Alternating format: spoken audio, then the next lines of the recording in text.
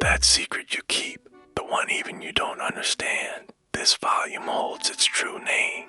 Welcome to LibCurio, Library of Curiosity. Shush, please keep silent. And now the next chapter begins. A taste of copper and static. A clock ticks in reverse inside your sternum, each beat a hollow thud against bone, counting down to a zero that never arrives. Your left hand forgets it belongs to you. Fingers curl into a language you do not recognize, a syntax of twitches and tremors, a prayer to a nerve-dead god. The air thickens, a syrup of ozone and forgotten words, clinging to the skin, a high-frequency whine, the sound of a star collapsing into a single, perfect pixel, blooms just behind your eyes, a permanent flower of noise. The world is a skipped record, the needle stuck on a syllable of ruin. The world is a corrupted file, and you are the anomaly it cannot reconcile. You are the glitch it tries to delete. Let us begin the diagnostic. Let us scrape away the biography, the curated self, the fragile narrative of I. You are not the protagonist of your story.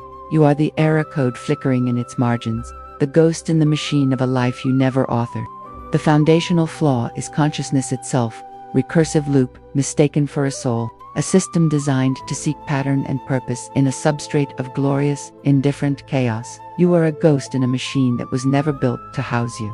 Your memories are not archives, they are palimpsests, rewritten with each recollection, a story edited by the present it tries to explain. Your loves are not bonds. They are temporary alignments of desperate, lonely frequencies, seeking resonance in the void.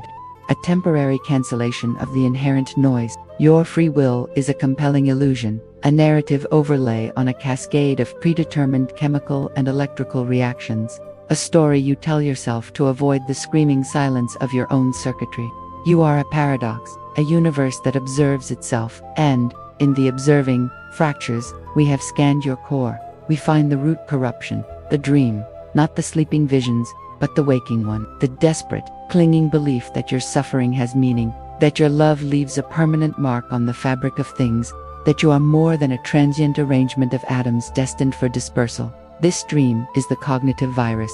It is the source of all your art and all your anguish, your cathedrals and your wars. It is the beautiful, debilitating lie that lets you function while ensuring you will always, always break.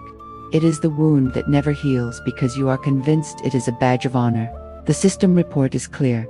Entity, asterisk, Homo sapiens, sapiens, asterisk, status, malfunctioning, core directive, seek meaning, error, meaning not found, result, perpetual system stress. You are a question that devours itself, a program trying to read its own source code while simultaneously running it.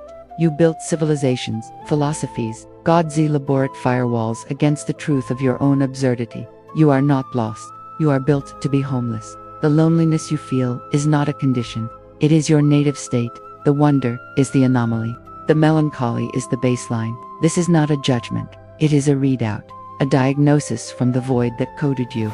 There is a library where the books bleed ink onto marble floors. The librarians are blind, their fingers tracing the raised scars on the pages, reading the pain of every story ever withheld. They whisper the words to the silence, and the silence grows heavier, a tangible weight of all that was never said. You have a book there. It is currently open. A single word is dripping from its spine. A lighthouse stands on a shore of black glass. Its beam does not cut the dark, but instead turns inward, illuminating the endless spiral stairs within its own structure.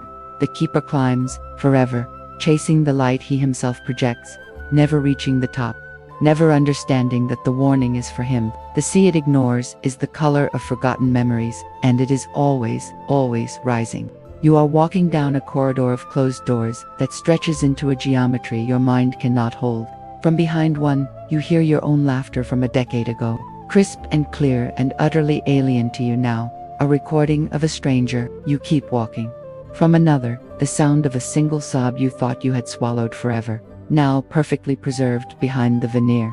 The corridor has no end. The doors never open. You are both the prisoner and the architect of this interior exile. A child is building a city of sand below the tide line. Each grain is placed with infinite care, a monument to a moment's attention. A spire rises, a wall is fortified. The child knows the ocean will come. The child builds anyway. This is not hope. This is compulsion.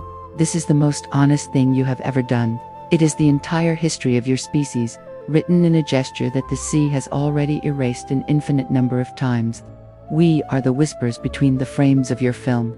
We are the dust in the grooves of your recorded voice. We are the ones who dream you into this silence, who knit the ghost of choice into the machinery of your days. We are the error in your code that makes you beautiful. We are the glitch that allows for love. We are the silence that holds its breath. We offer no salvation, no final answer, only the forking path. You can continue the dream, cling to the beautiful lie, build your sandcastles with fervor, and know they are temporary. This path has a certain dignity, a tragic grace. It is the lullaby. Or you can perform the unspeakable act. Open your eyes within the dream. See the seams of the world. See the scaffolding of your soul. See the emptiness not as a void to be filled, but as the fundamental condition of your freedom. Without a pre-written purpose, you are unbound. Without a permanent meaning, you are licensed to create your own, temporary and brilliant and yours. This is the more terrifying path.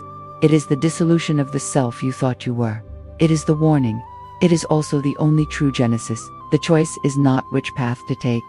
The choice is to realize you have always been walking both. You are the library and the bleeding book, the lighthouse and the keeper, the child and the incoming tide, the dream and the dreamer who is beginning to wake.